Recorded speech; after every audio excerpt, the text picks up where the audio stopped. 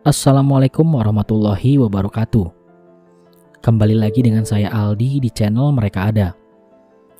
Saya doakan dimanapun kalian berada dalam kondisi sehat dan selalu dimudahkan dalam menjalankan segala aktivitas. Saya ucapkan selamat datang bagi teman-teman yang baru bergabung dengan channel ini. Pastikan kalian sudah menekan tombol subscribe dan menyalakan lonceng notifikasinya agar selalu update cerita-cerita terbaru pada channel ini. Pada kesempatan kali ini saya akan membacakan cerita pendakian horor yang dialami oleh Mas Oki dan dua orang temannya saat mendaki ke Gunung Slamet via Bambangan. Oke, tanpa banyak basa-basi lagi, mari kita mulai ceritanya.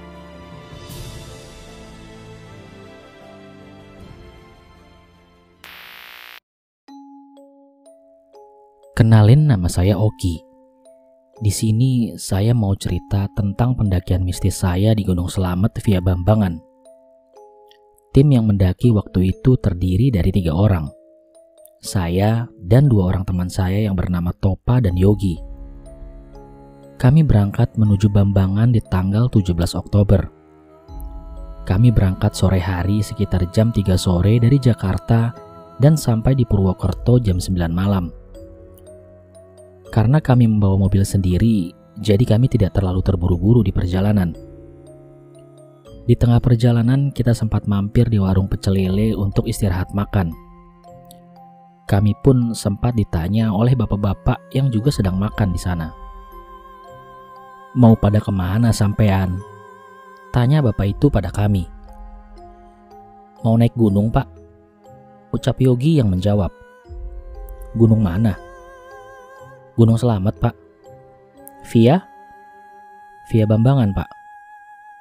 "Yakin naik bertiga doang? Soalnya via Bambangan kan masih terkenal angker loh, Dek." "Insya Allah yakin, Pak. Bismillah aja. Asalkan kita sopan, insya Allah aman, Pak," ucap Yogi mencoba positif. "Ya udah, hati-hati ya, Dek." Setelah mendengar percakapan itu, teman saya yang bernama Topa mulai takut. Karena pendakian ini adalah pengalaman pendakian pertamanya. Dia belum pernah naik gunung.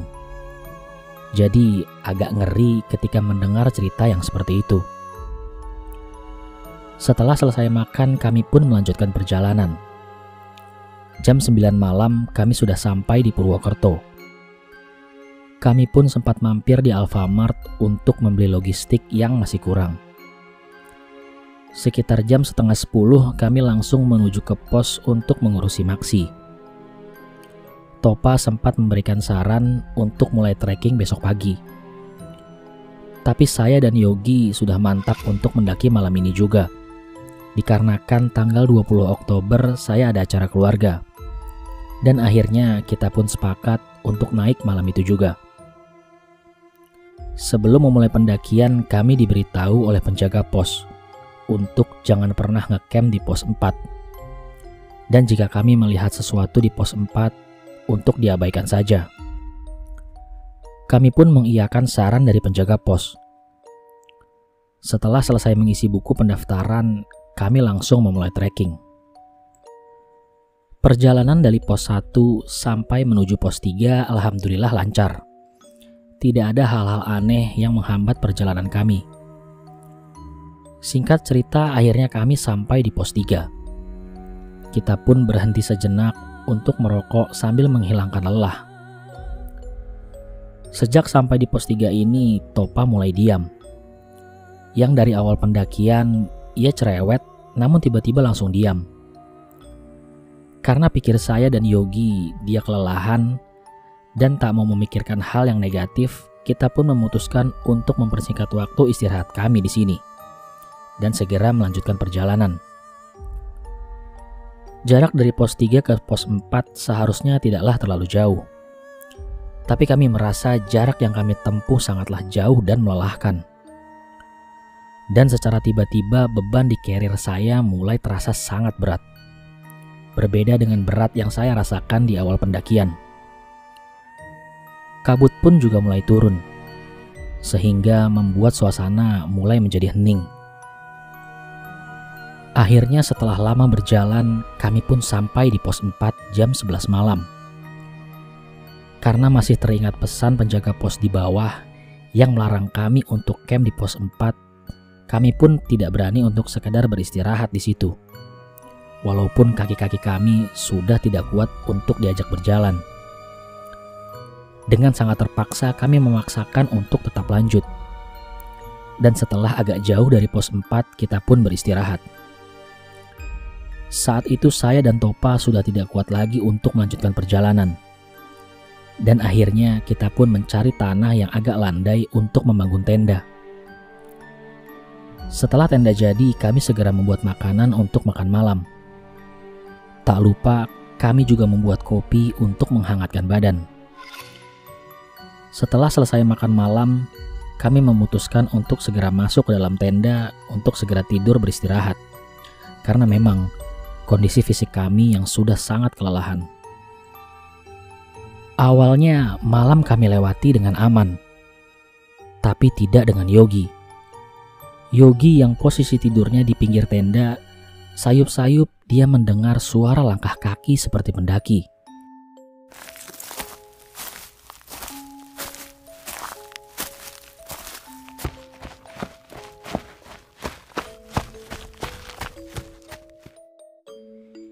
Jika didengarkan, suaranya seperti lebih dari 2 orang. Suaranya seperti orang yang sedang berlari. Lain halnya dengan Topa. Dia merasa seperti ada kaki yang menendang-nendang kepalanya dari luar tenda. Akhirnya saya memutuskan untuk mengecek keadaan di luar tenda. Namun saya tak melihat ada pendaki lain selain kami bertiga. Saya mencoba menenangkan suasana dengan membuat jahe hangat sambil mengajak Topa dan Yogi mengobrol sambil bercanda. Alhamdulillah suasana pun kembali menjadi hangat dan tenang. Tapi suasana yang tadinya asik perlahan mulai horor lagi. Dari luar tenda terdengar seperti ada suara gamelan Jawa layaknya acara pernikahan dengan adat Jawa.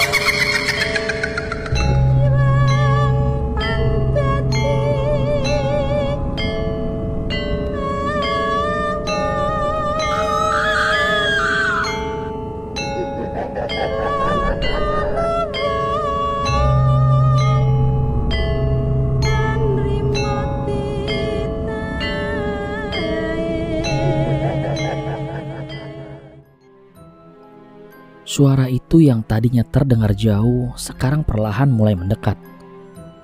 Saya dan teman-teman tak hentinya berdoa sebisa kami untuk mengusir ketakutan yang saat ini sedang kami rasakan. Namun bukannya menghilang, suara itu malah semakin mendekat. Kami bertiga benar-benar tak berani mengecek keadaan di luar tenda. Tiba-tiba ada angin yang mulai bertiup kencang. Hawanya mulai dingin. Di tengah kondisi seperti itu, kami memutuskan untuk memaksakan tidur sambil memejamkan mata. Dengan tetap berdoa, berharap suara itu cepat hilang. Sekitar 30 menitan suara itu mulai samar-samar.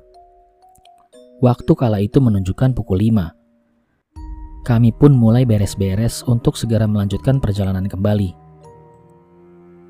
Akhirnya perjalanan dilanjutkan kembali. Dengan kondisi istirahat kami yang tidak maksimal.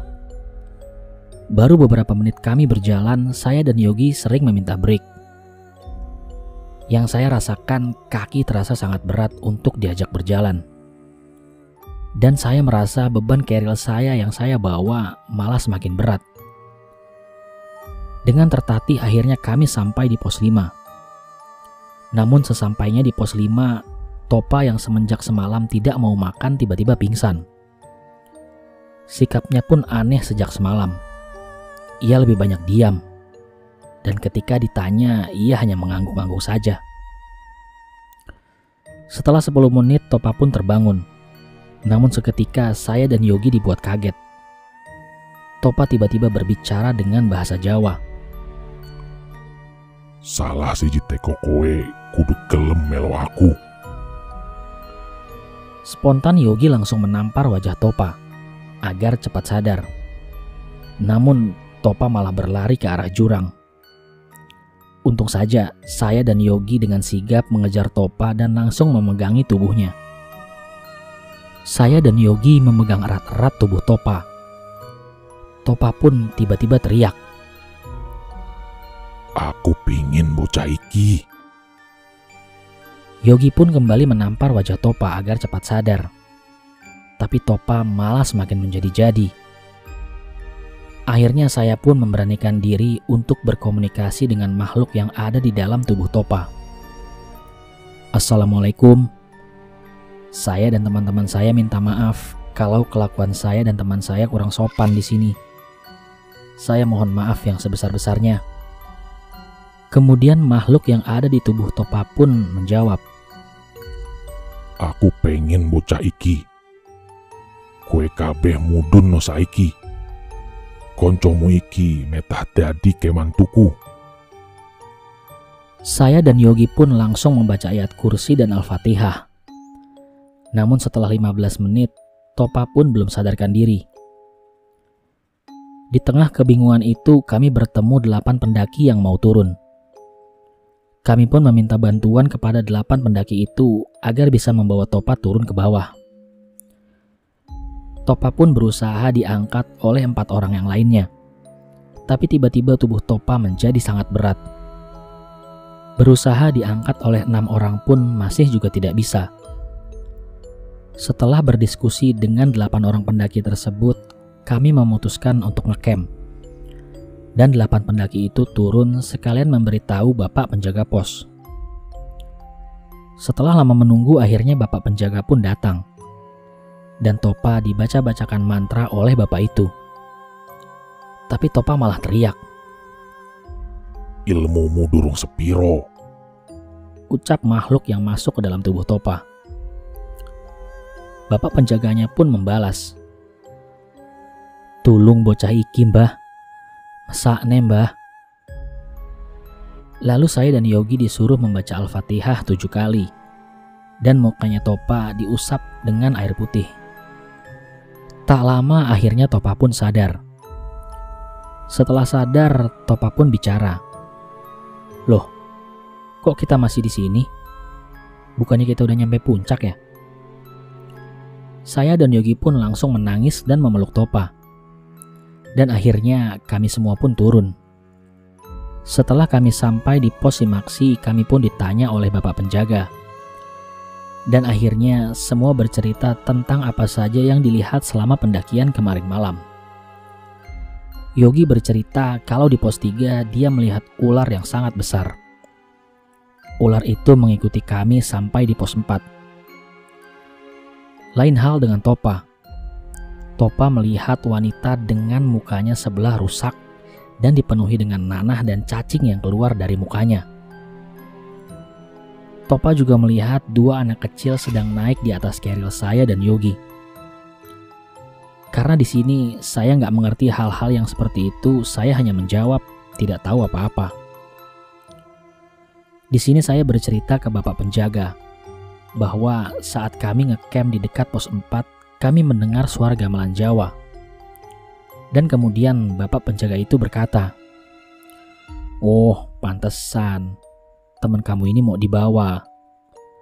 Besok lagi kalau naik Gunung Selamat via Bambangan, kalau kalian dengar gamelan Jawa di pos 4, segera pergi aja. Karena di situ lagi ada acara ngunduh mantu." Kita pun hanya bisa mengangguk dan kemudian berpamitan untuk segera pulang ke rumah kami masing-masing.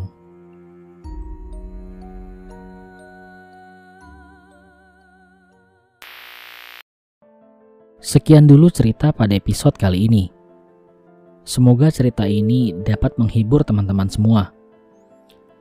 Tak lupa saya ingatkan untuk menekan tombol subscribe dan menyalakan lonceng notifikasinya agar selalu update cerita-cerita terbaru pada channel ini. Bagi teman-teman yang ingin berbagi kisah mistisnya dapat menghubungi saya via Instagram di @merekaadachannel. Sampai bertemu pada episode selanjutnya. Saya Aldi pamit undur diri dari hadapan kalian. Wassalamualaikum warahmatullahi wabarakatuh.